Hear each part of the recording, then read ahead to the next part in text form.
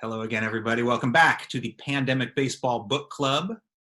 Today we are talking to Eric Nusbaum about his wonderful brand new book, Stealing Home, about the making of Dodger Stadium, but much more so than that, kind of the events that led up to the creation of Dodger Stadium.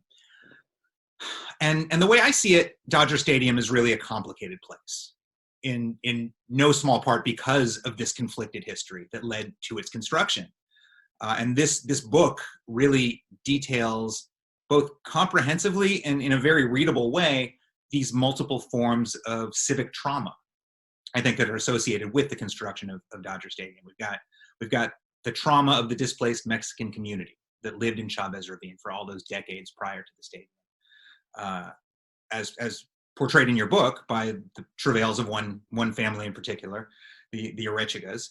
There is the trauma of the civic activist, Frank Wilkinson, whose quest for the public good led to alienation from his own family. It led to prison as he fought the House Un-American Activities Committee.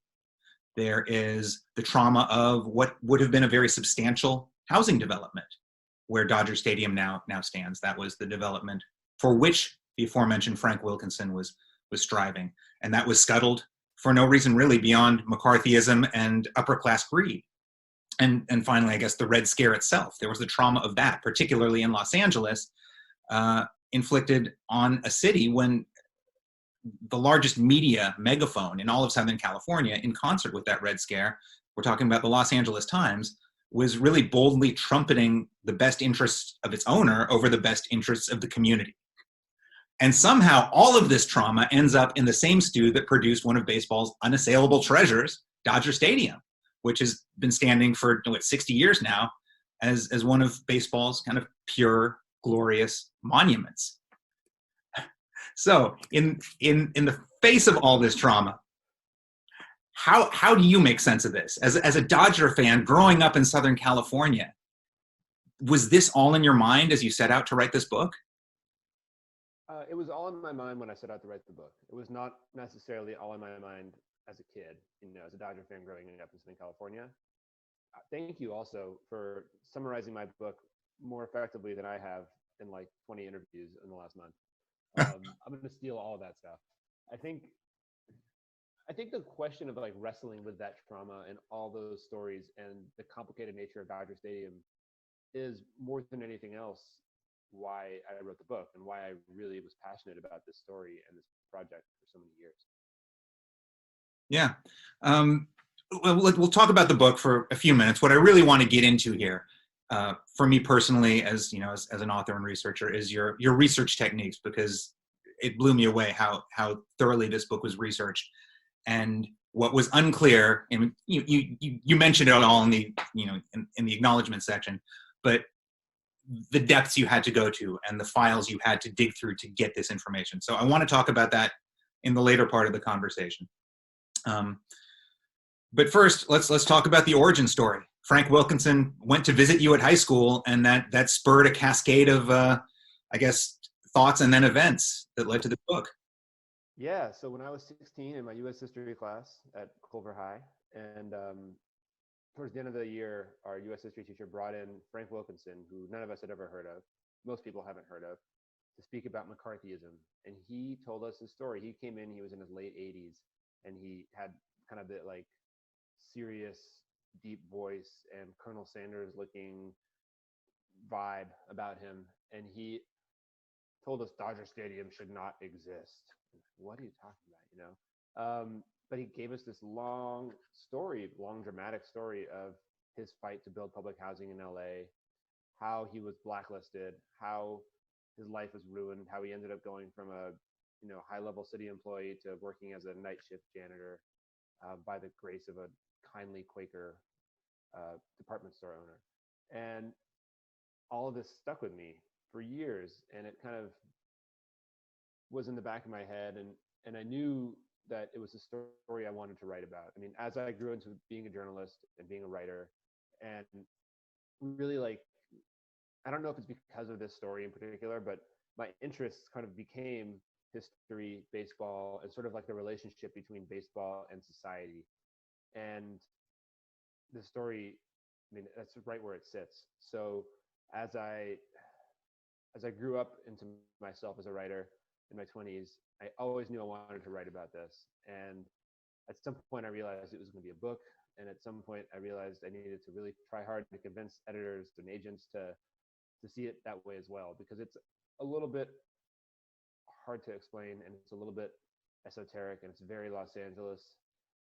And it's not immediately like this redeeming, wonderful baseball story, which is what a lot of people want when they, pick up their Father's Day baseball book. They want to either hear about,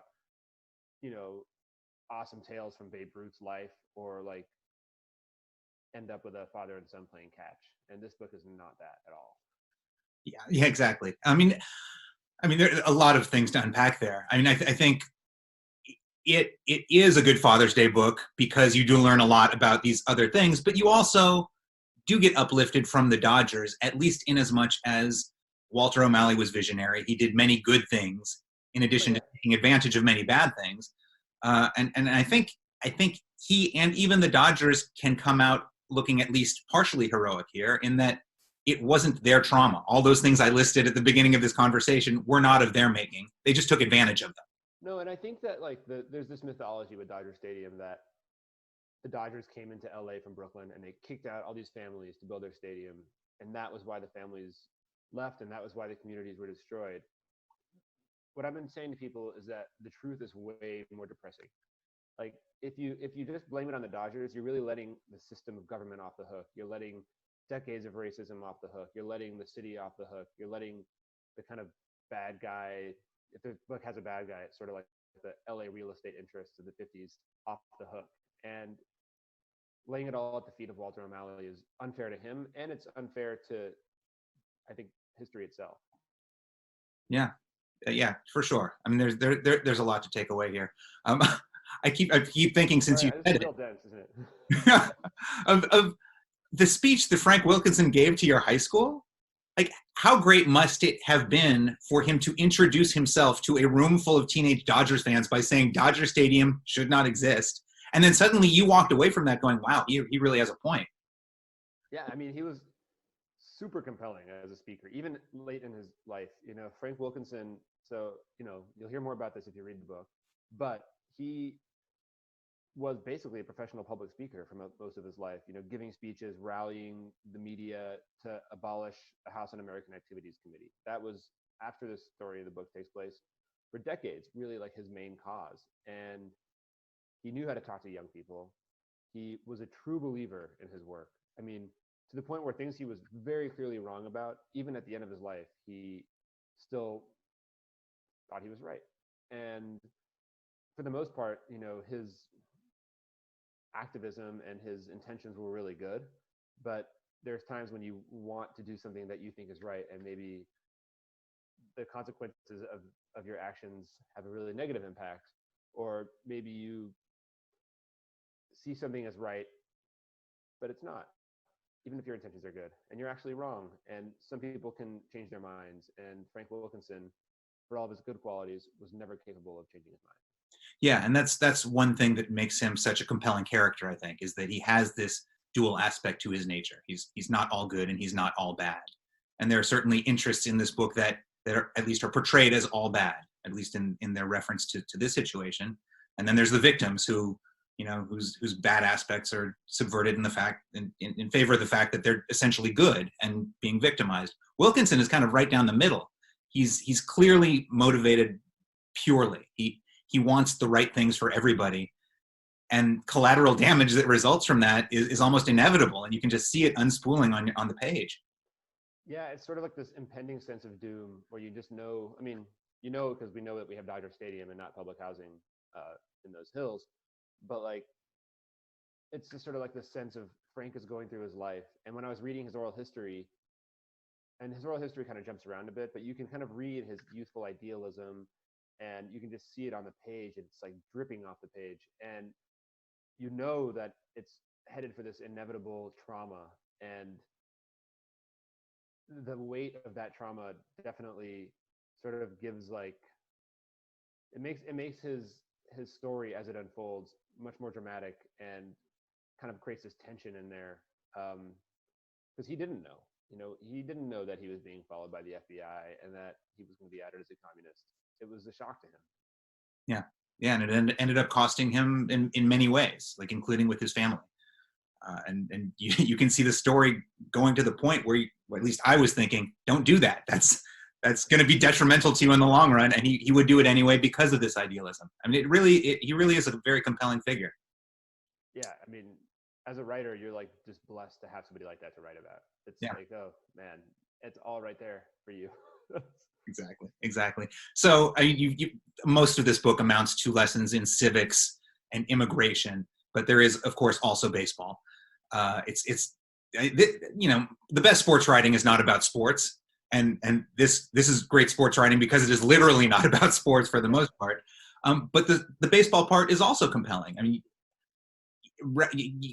if you were going to represent the Dodgers when they first moved to Los Angeles in 1958, or even in 1962 when Dodger Stadium first opened, you could write a book on that itself. Instead, you focused on three players in particular: Jackie Robinson, Duke Snider, and Willie Davis. Obviously, because they all have ties to Los Angeles, they all came out of Southern California. I'm guessing that the road to setting on that trio, to identifying those three as the people who would represent Dodger baseball writ large, was not so clear-cut initially. No, that was actually probably the hardest thing in terms of deciding, who to include. I knew strongly early on that Frank Wilkinson and the Erechika family were going to be a big part of the book, that especially Frank, and I knew that the communities were going to be like the main part of the book. And then I kind of settled on writing about that family. Not even settled, I made that choice, and it was a really good choice, I think. But I wasn't sure how I would portray baseball, and I kind of thought, well, there's some players from LA. That's a kind of an easy, cheap way to do it. But Jackie Robinson's life obviously has been written about a bazillion times. And I thought that the sort of his kind of brush up against the Red Scare was really fascinating and could reveal a lot about that I didn't really have a better way of explaining. I could have written about the Hollywood 10 or something like that, but why not write about the Red Scare in the context of the most famous Dodger player ever, and the most important Dodger baseball player ever, and somebody who was from Los Angeles? It really worked on a lot of levels. With Duke Snider, the fact that he was from Compton was especially fascinating to me, because Duke Snider grew up in a Compton that was so different from what we think of now as Compton. It was an all-white city, and it was segregated as such. If you were not white, you couldn't buy property in Compton. And so the Compton that Duke Snider grew up in, and he went to high school with NFL Commissioner Pete Rozelle, to give you a sense of like what it was like there. It was just a very different place, and there's something about that kind of drew me in. I thought about a lot of other players, like Norman Larry Sherry were from LA, Don Drysdale, and Willie Davis was just too interesting to pass up. Because in part, he took over for Duke Snider in center. Took over for Duke Snider in center. He, as a personality, I mean, Jackie Robinson's personality has been like dissected, and was marvelous. Duke Snider's personality, a little bit, but as far as being like a character and an interesting kind of interesting personality, Willie Davis has them both beat. He was just a really unique soul. He was unlike other baseball players. He was a bit kind of spiritual. He was a bit weird. He was in his own head. He was one of those guys who had all these immense physical gifts and put together an amazing career. I mean, if you look at his like wins above replacement for his career, I think he's better than Duke Snider. I think he's higher, but nobody ever gave him credit. And it was always like, well, you couldn't put it all together, Willie. Like, you're too in your head. He was always being like crapped on by GMs and scouts and managers, even though he was consistently one of the best players on one of the best teams in baseball in the 60s Dodgers. 2,000 career hits. He has all the counting stats. Plus, he grew up in a public housing project in Los Angeles, and that was what sealed the deal. Yeah, I mean, and part of the mystery of this book for me is seeing how far these terms have shifted from what they meant at the time you're writing about, right? Housing projects, the housing projects that Frank Wilkinson envisioned were for low-income residents, but they didn't have the stigma that housing projects have now, or even when Willie Davis lived in them. Compton used to be all white and segregated. It's very different now. Like, the landscape has changed remarkably. Yeah, I mean, literally the landscape at Dodger Stadium is a good example of that, right? Like, it's a whole different place than it was, in the late 40s, early 50s. What's really interesting for me is thinking about like all the different ways things could have gone differently. Like, if one person makes one different choice, we don't get Dodger Stadium. If one person makes one different choice, we might have a robust public housing infrastructure in our country still. It was not necessarily inevitable that things turned out the way they did in our society and have. And seeing kind of like the different like what ifs was really tempting not to just kind of follow them all and imagine, like, what if LA built that public housing project, Elysian Park Heights, and what if the city didn't, scaremonger and blacklist and strike fear into people who might have had progressive political ideas? What if the city wasn't racist against Black people and Latinos and Japanese people for so long? There's a lot of what ifs that I think are present in the book, if not necessarily written about. Right, and strike home with lessons for the modern climate as well. Yeah, I wasn't really thinking about, like, conscientiously thinking this book's going to be really topical, because the book ends in 1962 when Dodger Stadium opens, but the Times kind of unfortunately caught up to the book. Yeah. So your book and my book, They Bled Blue, have an obvious overlap, which is the Mexican population of Los Angeles County. Your book covers very capably the early years of Dodgers outreach, which began more or less when Walter OMalley hired Jaime Jorin to do Spanish language broadcasts, I believe in their second season in Los Angeles in 1959. Yeah, he had a guy named Rene Cardenas his first year, and then Hadin started in 59. Yeah, so OMalley clearly had an eye on reaching that market. Actually, sorry, I'm going to be like pedantic. I learned this, even in Brooklyn, OMalley was hiring, I can't remember the guy's name, Buck something. He had a Spanish language radio broadcaster who would do a few games a year in Brooklyn even. Like, he was already thinking about Spanish language broadcasts and reaching that market before they came to LA. But I can't remember the guy's name, so I can't get into it any further. So, clearly he saw an emerging market for his product. And this didn't, your book didn't delve too deeply into this, but was that, how prominent a factor was that in his decision to move to Los Angeles and its burgeoning Mexican community? I don't think it was much of a factor. I don't think it was like not a factor. I think he saw a big city, and LA was a big city already by the time the Dodgers came west. Like, the fact that there was no baseball team there was much more of a black mark on baseball than anything else, because it was such a huge market. But I think he knew that there were baseball fans in non-white communities in LA and non-English speaking communities in LA. And he was cognizant of the fact that he wanted to reach those fans. There was no question. OMalley was really, really savvy about casting the widest possible net and creating an environment at Dodger Stadium where all people felt welcome. That was very important to him. And he didn't think he necessarily had that at Ebbets Field. Yeah. He really did go out of his way. He built a robust and wide-reaching Spanish language broadcast network. But somehow it never hit quite as thoroughly as he wanted it to until Fernando Valenzuela came along in 1981, which is the focus of my book. In my reading, that obviously had to do with hard feelings left over from the way the residents of Chavez Ravine were treated prior to OMalley's arrival.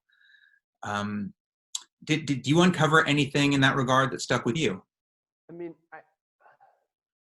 not sure. I uncovered the fact that, so in 58, when the Dodgers first came, there was a citywide vote about the Dodger Stadium deal, because it was kind of a sketchy deal to turn over this land that had been slated for public housing to a private industry, the private enterprise. And the Dodgers barely won it, 52% to 48%. But the neighborhoods that carried the Dodgers were the largely Latino and Black neighborhoods. It was East LA, it was South LA. They were the most supportive of baseball. So I think there was right from the beginning an interest amongst Mexican American fans in LA in the Dodgers.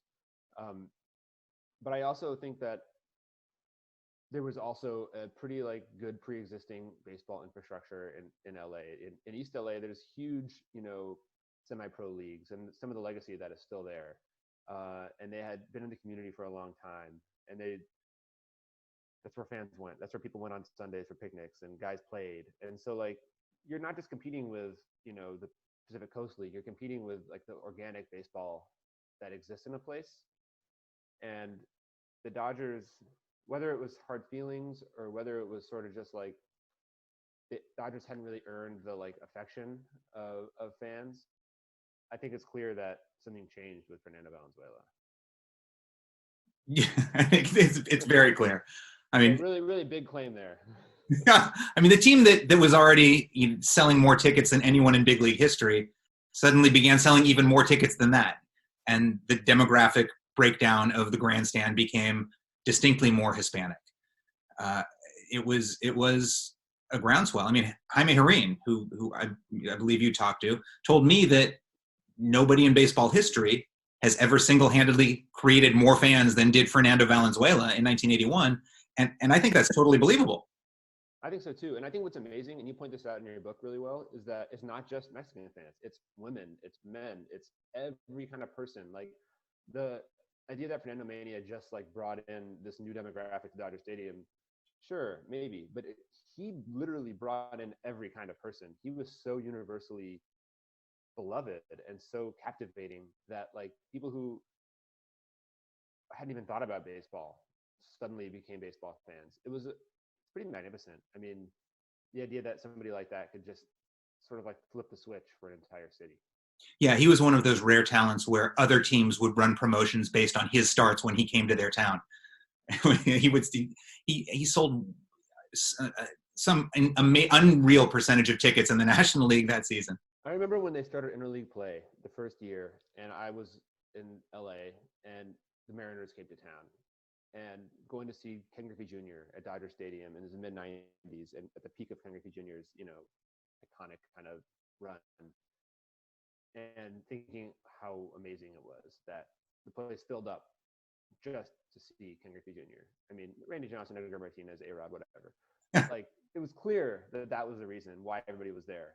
And I have to imagine it was a little bit like that, to go see Fernando, to get the chance to see somebody who you don't normally get to see, and how special that could be and how electric. Yeah, I mean, a very, very small number of players in modern history you can say that about. I mean, Mark Fidrich and Vida Blue in 1971, but their ranks are very thin. All right, so let's get into the research a little bit. The Erechika family, first and foremost, they were the most prominent family mentioned in my own research as I researched my book when it came to Chavez Ravine, and my research is significantly less substantial than your research. But even then, not a lot was said about them beyond their televised eviction from their property. I think part of that is probably due to their general reticence and speaking on the topic. I'm sure it's a sore spot even for their ancestors. How did you land on them as your family of focus, and what steps did you take in learning their history in the first person wherever possible? So I think that exactly the kind of question you had is why this family comes up so much. Why them? And that was the first thing that I started wondering. I was like, what is it about this family, the Erechika family, that every book dealing with this mentions them? The pictures are always of them getting evicted. Their eviction was a major event in LA, in 1959, and really in the history of the city. And I just became curious about this question of what made them different from their neighbors. Why were they the family that got evicted? Why not all these other families that were proud and smart and doing their best? What was it about them? And so I started to just kind of read more, and I started to email people and make phone calls and do what you do when you're a reporter, which is just kind of bug people and basically like shoot arrows into the darkness, hoping that one will hit. So I got to know a few descendants of the family little by little. It's Palo Verde was a very like it was like a small city, like a little small town, and there's all these complicated relationships, and families are related and not related, and there's friends and there's not friends, and so you have to kind of learn how to navigate like the politics of this place that hasn't existed for 60 years, which was challenging, and learning kind of untangling the family tree was challenging. I got lucky in that some of Abrana and Manuel's grandchildren were willing to speak with me about them, and they were some of them were there during the evictions, which was pretty marvelous. The grandchildren. Yeah, and they're in their 70s now. I great grandchildren too, and one of Abrana's nephews spoke with me, and neighbors, and family friends, and so just getting to sort of like work your way in slowly and earn the trust of people in these communities. It was not easy. I mean, I'm an outsider very much. I had no experience with them, and they, considering the story of their community and the story of those evictions and how it's been covered over the years, they have a good reason to distrust journalists. I think that they are totally justified in doing so. So being willing to listen and being clear that you're interested in telling their story in a way that is empathetic and tries to capture the spirit of the community that they had. That was really all I could do, just I'm going to do my best and spend as much time as it takes with you to show you that I mean business and open my life to you enough that you might open yours to me. It definitely was really rewarding and really challenging, and I hope I got it right for the most part. And also, I know that there's stuff I didn't get, and there's stuff I couldn't uncover, and it's frustrating to be so aware of how much is under the surface, but you only have what you have, and you can't, make something where there's nothing, or where those memories are lost or buried or hidden for a reason that somebody has, and they don't want to share something, and that's their right. These are their stories, not mine. So a lot of it was just sitting in people's living rooms and calling, knocking on the door, just kind of listening more than anything else.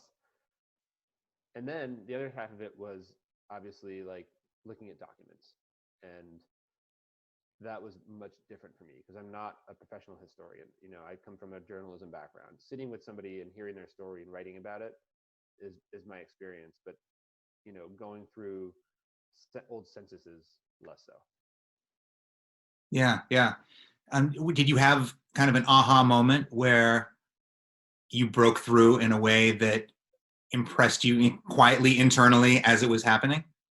Yeah, there was one interview. It was early on in the process. I went to Kingman, Arizona, which is a small town kind of near the California border, Nevada border, kind of over there. And one of Abrana's granddaughters, Helen, lives there. And I wasn't sure what to expect. I went to Helen's son Johnny's house, and she just started talking, and she had these amazing stories that were so vivid and so personal about Palo Verde and about her grandparents and about her cousins and her family, and she was showing me old pictures. And that was the first moment where I was like, this is going to work on some level.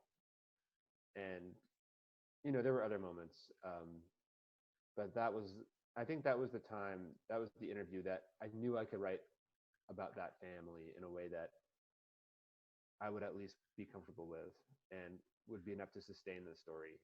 Because there's other families that I could have written about, and those families all have amazing stories as well. So it's a hard thing choosing what not to write about too.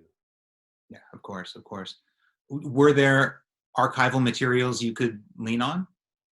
There was some. So with them, there was like census stuff, birth certificates, death certificates, construction permits, things like that. you know, the Mormon Church is really good at keeping all that stuff organized. They have a website where you can like pull a lot of it up, and I discovered that, and it was super helpful. Just to get it, like if I wanted to quickly look something up, I could often find like a draft card on familysearch.org, and it's not as like dramatic as like writing to Washington D.C. and getting the military records back, but sometimes that is the quickest and most effective way to get something. So I obviously took advantage of it. It's free. Ancestry, places like that. There's a kind of a whole world of people who do genealogical research based on these documents, and I kind of dove into that and became part of that world, I guess. Had anyone interviewed the family in a vein similar to what you've done previously that you could dig into? Some. I mean, the LA Times has written about them a few times and done some interviews with family members. It's a big family. Abrana Manuel had 6 kids, and then they had 5 kids who survived, and then she had 1 daughter from a previous marriage, and so they all had kids, and that spreads out and spreads out and spreads out. And some people spoke and some people didn't speak to me. For the most part, a lot of people were reticent or didn't call me back, and that's fair. Sure. There was every few years the LA Times would do a story on the communities, and maybe they might speak with a granddaughter or somebody who knew them, and that could be helpful. But there hadn't been anything extensive. Right before Abrana passed away, the LA Times profiled her in her house in 1972, and that was a cool glimpse into her life after Dodger Stadium happened. But that must have been a little nugget of gold for you. It was really cool to find it, and it was a little bit overwritten and dramatic, but it was good in that way because like the writer threw in a lot of details that were helpful for me. He must have been thinking that I was gonna use it. Of course. So what were the archives you utilized, and how did you go about approaching them? So one of the things I learned is that archival history is very classist, right? Like if you are upper class or a political person or famous or rich, you're much more likely to have left behind a collection of curated archives. If you are a poor immigrant who is trying to survive, it's unlikely that somebody is going to come collect all of your papers and organize them and document them, put them in a museum or library. And so I had kind of an imbalance of information where I had like Frank Wilkinson left a massive personal archive at a place called the Southern California Library. So they were gracious enough to let me go through it. And, he had correspondence from prison. He had receipts from his hearing aid batteries. He had like everything you could possibly imagine. And his kids were really generous too, and kind of going through boxes of old family stuff with me and helping me find any kind of treasures I could find. Frank's daughter Jo helped me find this amazing letter that he wrote as a college student to his mother, and that was spectacular. A lot of the archival work was like kind of getting to understand LA politics in the 1950s, going through the archives of like Edward Roybal, who was a city councilman who plays a big part in the book, or John Holland, another city councilman who plays a big part in the book. And I mean, really, I loved it. I had never done that much of it, but you sit in a room with a big box of papers, or like one paper at a time, depending on how careful the archivist is and what the rules are of that particular place. And sometimes you get to take pictures with your phone. Sometimes you have to like use a pencil and a zip piece of paper they give you, and they have different rules. But you're just looking through stuff and kind of being a detective and entering the lives of these people. And it was fascinating. I don't know. I could sit in archives, other than like the back pain, for hours and hours and hours and just be totally content, like losing myself in the history of it. I'm totally with you, other than the back pain. And did you learn anything, I guess, specifically about the civic function of Los Angeles, since that was a huge chunk of your archival research, that ran counter to the public perception or your personal perception going into this? I think I was blessed with not having a strong personal perception of it before going in. Like I knew kind of about it, but I didn't know that much about LA in the 50s in particular. What I found really fascinating was how contentious everything was. Like the city council meetings were crazy. people really were like yelling at each other. There were like near fistfights pretty often on the council floor in the chambers. There were council members who were just drunk. There were just blatantly like corrupt special interests, like just deep into it. And this guy John Holland, who was this really conservative, like pro-consumer kind of taxpayer advocate, council member from the Valley, or I think he was from the Valley, became a huge opponent of the Dodger deal because he thought that the city shouldn't grant all this land to a private industry. Like he said, you can't just give it away. It's a bad deal for taxpayers.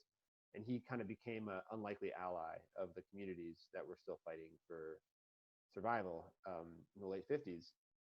But it was really more of an alliance of convenience. Like they would not have necessarily had the same political views about other things.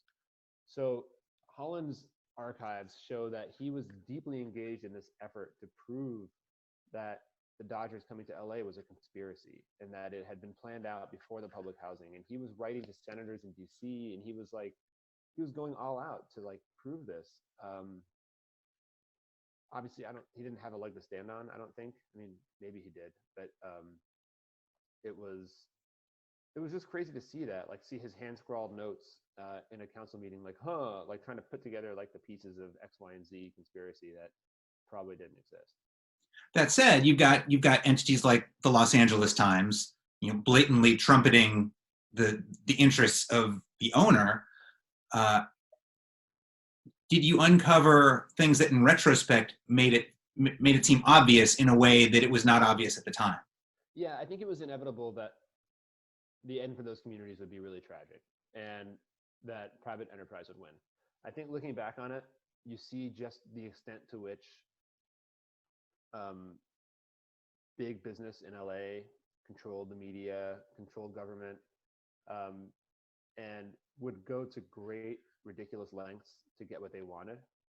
And it was kind of depressing. Like reading those old LA Times stories from the 50s, I mean, we talk about media being biased or whatever it is now, but like it was just a straight propaganda paper. There was almost nothing in it that wasn't over the top. Like, what can we do to help the Chandler family and their fortune? Boosting, kind of LA boosterism, real estate stuff, the way their city council reporter sort of just like spun everything aggressively. It was fascinating. And the extent to which they really, really wanted to pull the strings of the city and make sure that, do-gooder types like Frank Wilkinson didn't get what they wanted, basically solely so they could continue to hold on to power and line their pocketbooks.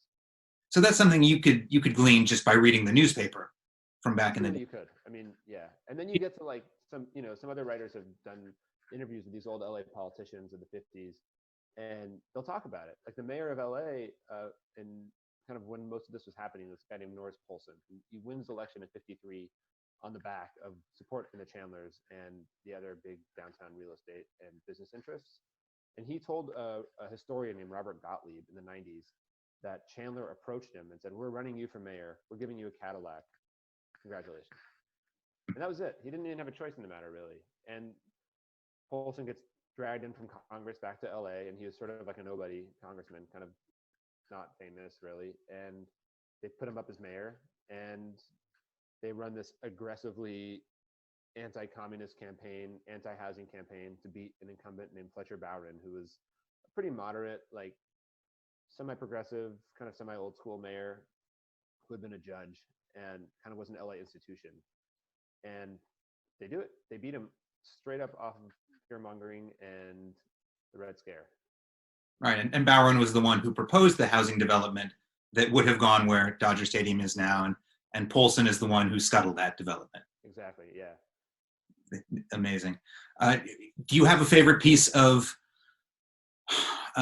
either information or documentation or a document itself that you found while digging through these various archives? Yeah, my favorite piece I found was a letter written by Juan Erechika, who was Abraham Manuel's son.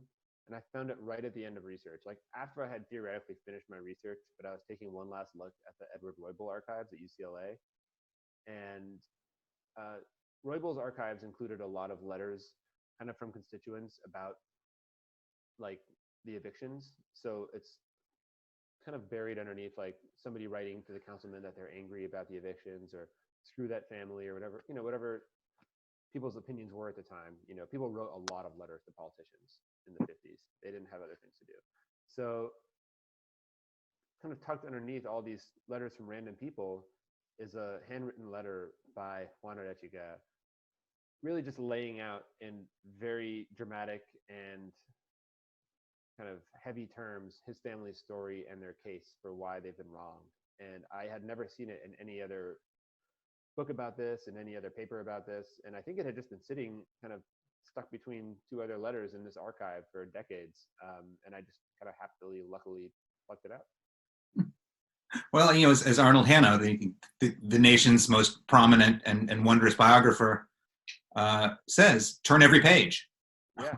If don't leave anything unturned, because you never know what that next page is gonna. It's totally true. Yeah. Like you just find these treasures, and then sometimes you turn pages and pages and pages, and it's really boring. And you don't get anything, but that's the cost of doing business. Exactly. It's why we get paid the big bucks, right? Yeah, it's like watching a baseball game. You watch like 4 innings and nothing happens, and then all of a sudden you get like a miraculous defensive play, and you're like just so happy.